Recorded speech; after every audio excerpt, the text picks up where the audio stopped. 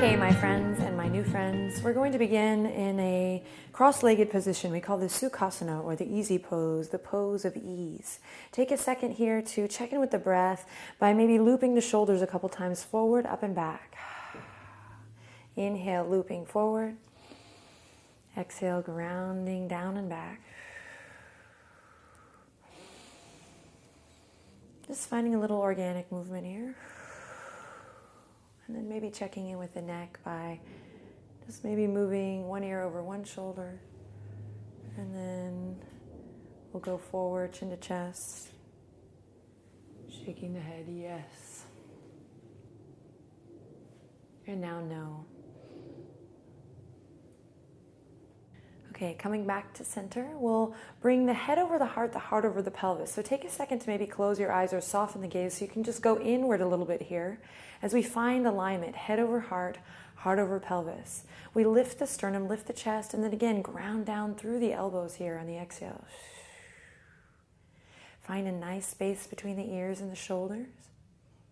And we just kind of come into the moment with a little integrity, whatever that means to you. For me, it means body awareness, mind awareness, noticing where my thoughts are and coming back to that body awareness.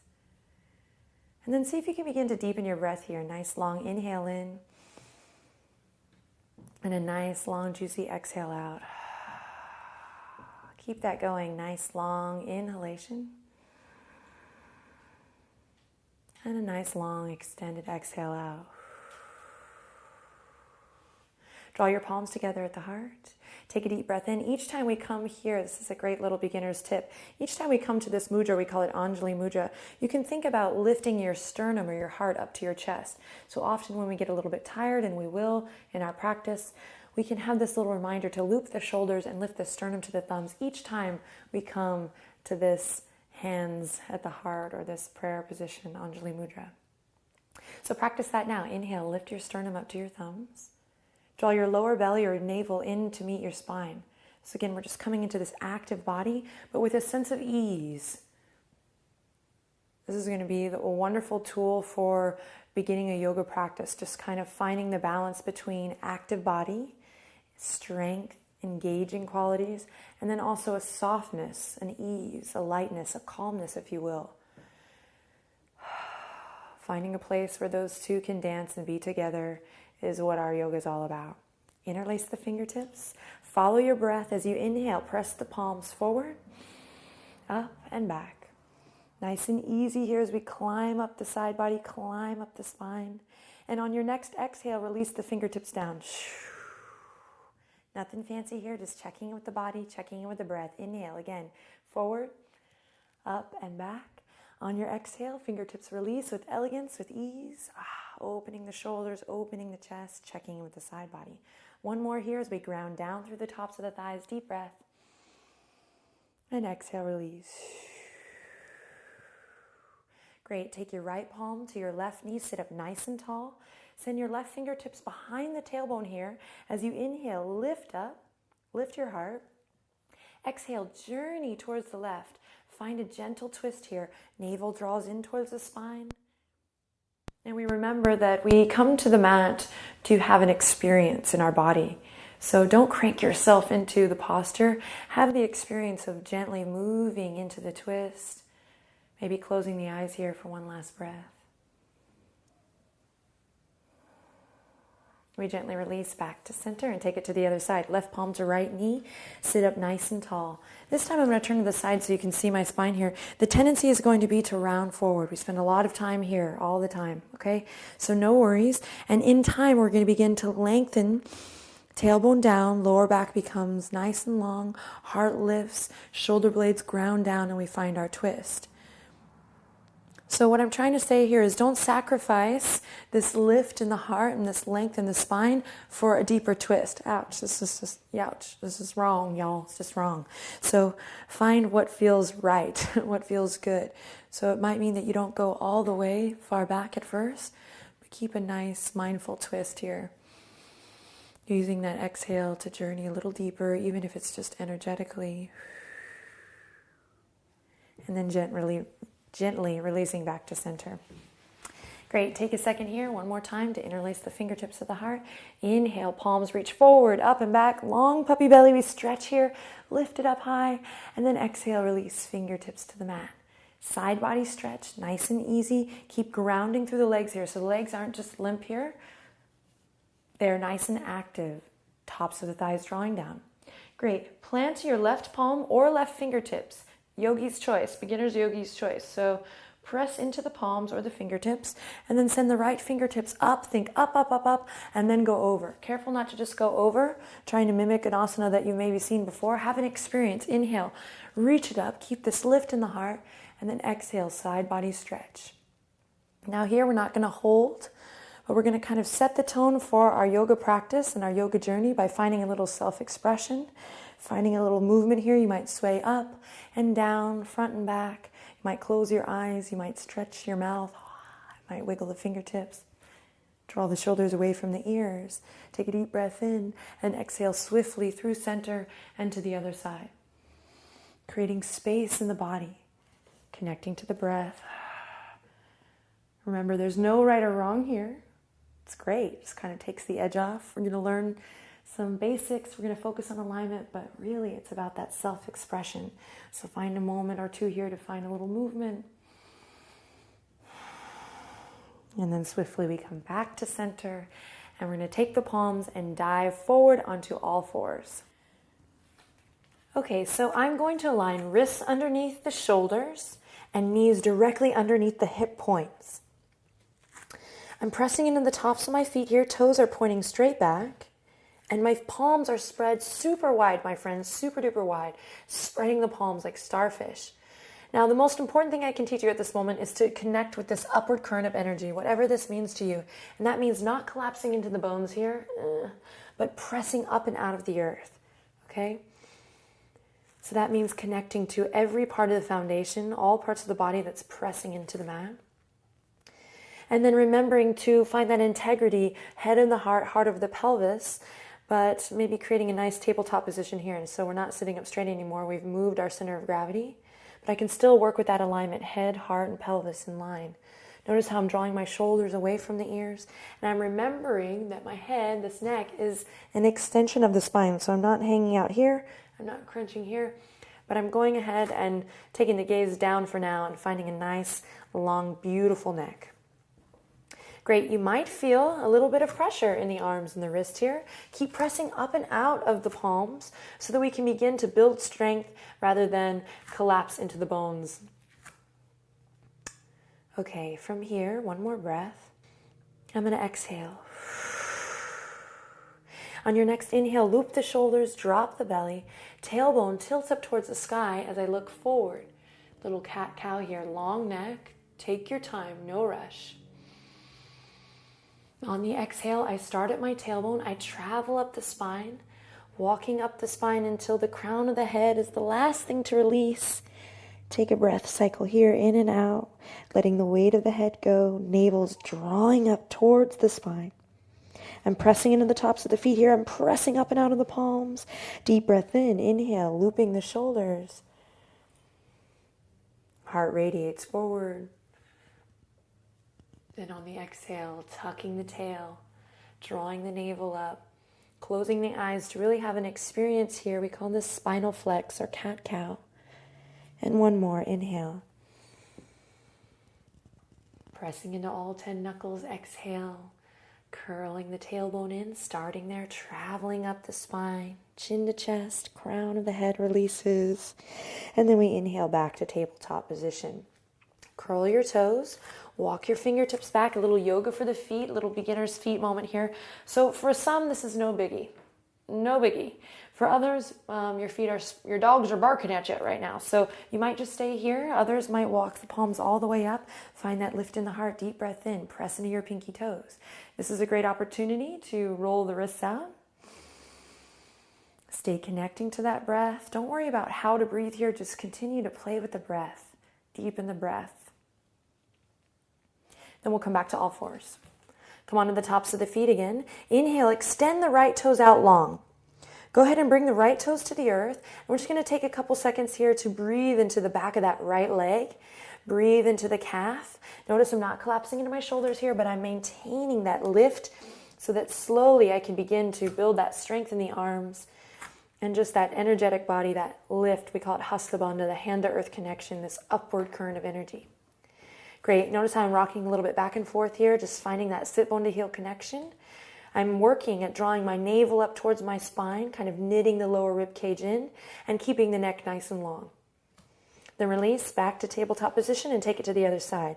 Curling the left toes under now, stretching out the back of that leg, the calf, while still maintaining a nice line from the crown of the head to the tip of the tail. Breathe. And then we'll bring it back to tabletop position. Great. Curl the toes under, walk your palms out. And then slowly, we're going to walk the knees back here. Elbows are going to drop in line with the shoulders and in line with the wrists. Then my pelvis is going to tilt up as my forehead maybe comes to the mat here and heart melts down towards the knees. Now, if your shoulders are having a wake-up call right now, maybe you pulse in and out of it a couple times. We call this Anahata Asana or heart-to-earth pose. This is like a puppy posture here, like a half downward dog. Take a couple breaths here, sway a little from side to side. My shoulders are actually pretty tight, a little sore from practice yesterday, so I'm finding a little bit of movement. I'm never sitting in any sharp pain ever, but using my breath as a tool to move beyond the pain and find some movement. Again, notice how the elbows, they're going to want to come out here. See if you can keep them in line with the wrist and the shoulders. One more breath here, heart to earth. Pelvis tilting up towards the sky. And then I'll begin to curl the toes. Inflate at the heart. Inhale, lift the heart. Press into the palms. And then slowly, one leg at a time, nice and slow, I'm going to lift the sit bones up. Dropping the left heel, then the right, and come into our first downward dog together.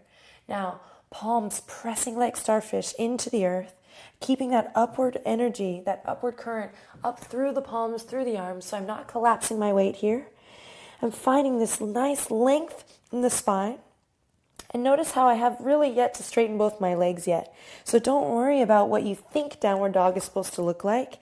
But my beginner's tip, and this is great for all yogis, we kind of always try to inspire each other in the yoga world to come back to the beginner's mind. And I think downward dog is a great place to kind of check in with that beginner's mind by first maybe finding a little movement, pedaling the feet, drawing the shoulder blades in and together. Take a deep breath in and then exhale, come back to the knees and walking the fingertips back up for a little rest. Loop the shoulders, maybe a couple circles with the wrists. And we dive in for more. Here we go. Palms to the earth, belly to the tops of the thighs. This time, slowly, slowly building to a nice still dog where we take a second here to be with the breath. Now, tops of the shoulders are drawing away from the ears. My two big toes are turned in just slightly, sit bones shining up towards the sky. I knit my lower rib cage together. I press up and out of my palms. I make sure my head is nice and loose, not holding in the neck. Tops of the thighs have this sweet inner spiral going in towards the back of the mat. I take a nice deep breath in through the nose and exhale out through the mouth. It's allergy season here in Austin. Inhale in through the nose and exhale out through the mouth. Bend your knees generously. Go for a little walk slowly up towards the front edge of your mat. Come onto the fingertips when you need to, and together we'll land in a forward fold. Feet hip width apart, knees bent as generously as you need, and we let it all hang. Breathe. Breathing into the lower back, Uttanasana here. We might grab the elbows and rock a little side to side. Then releasing the arms, bringing them to the waistline here, perhaps using the thumbs here to kind of hook behind the back as I loop the shoulders, press in all four corners of the feet, and slowly rise up. Coming into kind of a superhero pose here as I loop the shoulders, find that lift in the chest. And I'm actually going to move to the front here so you can see me a little bit better. So I'm coming into a mountain pose. We call this Tadasana, with the feet hip-width apart, toes are pointing forward. And really this is about connecting to the earth, feeling strong. We practice this here so that later on when we come into all these kind of other fun, crazy poses, we've practiced again that upward current of motion while also grounding down. So for now, just check in with the feet. Spreading awareness through all four corners of the feet, perhaps drawing energy up through the arches of the feet. Maybe even lifting the kneecaps, toning the quads, just kind of bringing a little active energy into the body as once again we draw the palms together at the heart and lift the sternum to the thumbs. Tuck your pelvis in, everyone. And again, close your eyes, find that head over heart, heart over pelvis, this time pelvis over heels or the center of the heels. Interlace the fingertips, soften the knees, find a little buoyancy here as we inhale, reach forward, up and back. Nice tall stretch here. And then exhale, releasing the fingertips down, just like we did when we were seated. Opening the chest, inhale, soft knees, reaching forward, up and back. Tailbone lengthens down, tuck your pelvis, and exhale, opening the shoulders, fingertips might move a little bit here. Maybe checking in with the neck this time. Inhale, forward, up and back, lengthening the tailbone down. Exhale. Ooh, awesome. Take a second here to draw a couple circles with your nose. Check in with the neck. Often we think in yoga, we have to be in these crazy pretzel shapes, but really for me each day, yoga really begins with this movement, this gesture. Drawing circles one way and then the other. Checking with my neck, grounding down through my shoulders and elbows and fingertips. Feels good. Okay, take a second, soft knees to bend the knees and then reach the fingertips up, volcano pose. I'm lifting my toes here just to press into all four corners of my feet. I'm tucking my pelvis in. The arms might get tired right away here with practice. You'll notice this gets easier. Pull the thumbs back. Find a flying V if you feel like this, like no space. Find some space. Release the toes back down if you haven't already and breathe. Spread the fingertips in celebration of you and your new yoga practice. Then take the right hand and grab the left wrist. Again, just like we did before in the side body stretch, think up and over. So rather than just to the side, youch. Think up, length, length, length, and then over. This will look a little different for everyone. Again, you can find a little self-expression here as you maybe sway a little back and forth. And then we'll come back to center. I know arms might be getting tired here. Hang with me. Grab the opposite wrist. Think up and over as you breathe into the stretch. Ground down through your feet. Remember that sit bone to heel connection. Tuck your pelvis. And then we come back to volcano pose for one breath as we inhale. Look up by drawing a line with the nose up. And then exhale back down at the heart. Palms to the sternum as we lift it up. Awesome. Bring the hands to the waistline. So we're going to take the right foot forward and the left foot back. I'm wanting to get to a place, so I'm not going to spend too much time on all the fine details because I'm wanting just to get a taste for things. So right toes are going to point forward. Left toes are going to point towards the front left corner of the mat. And I'm going to make sure that I'm on two planes rather than one tightrope, like two skis. So I have lots of space, like maybe hip point apart. Take your right thumb, pull your right hip point back, then see if you can tuck your pelvis and do this thing we've been working on where we align head over heart, heart over pelvis. Now the tendency is that the pelvis is going to want to spill back, hey-oh, but I'm going to lengthen the tailbone down, tuck my pelvis, and find integrity in the torso, kind of lighting that fire in my belly too. Great, hands on the waistline here as I loop the shoulders and breathe. Back heel is on the earth, strong. Both legs are charged by maybe squeezing the inner thighs together, finding that scissor effect. Got excited there. And then finding that length in the crown. Breathe here. You can stay here, bending that front knee generously. Eventually I'm going to want to get to a place where the bottom of that thigh is parallel to the earth, but in due time. So I can stay here, hands on the waist, or I can reach the fingertips behind the ears and reach it up. Voila! I'm in Warrior 1, Virabhadrasana 1. Pull the thumbs back, remember your alignment. Draw your navel in slightly, breathe here. If you feel like, whoa, hug those inner thighs together, find stability as you breathe. Take a deep breath in, inhale. As you exhale, open up towards the left side of your mat. Warrior two. I might walk my front toes towards the front edge of the mat. And I might find a little bit more space here, a little wider stance is what I'm trying to say, as I pull my pinkies back and find that lift in the heart. Breathe here, strong legs. And then exhale, hands to the waistline. And I'm going to turn my right toes in and my left toes out to take it to the other side. Now we're going to work in reverse order here. So a little yoga for the brain too. Coming into our warrior two on the left side first. Bend the knee. The tendency is you're going to be like, I'm not strong, so I'm going to hang out. I'm going to not bend that knee so far right away. But I think you'd be surprised. Get in there, get a little juicy. Make sure your feet are stacked just where you need them so we're not on that tightrope. We're really paying attention to our foundation, working our yoga poses from the ground up. Deep breath in here. And exhale, hands to the waistline. Then I'm going to step the back foot in just a little bit so that I can bring that back heel to the earth. Strong legs, strong lower body as I move my hip points gently towards the back edge, which is now the front edge of the mat. Lengthen the tailbone down. Find that lift in the heart. We can stay here, or we can reach the fingertips behind the ears to come up. Voila, warrior one on the opposite side.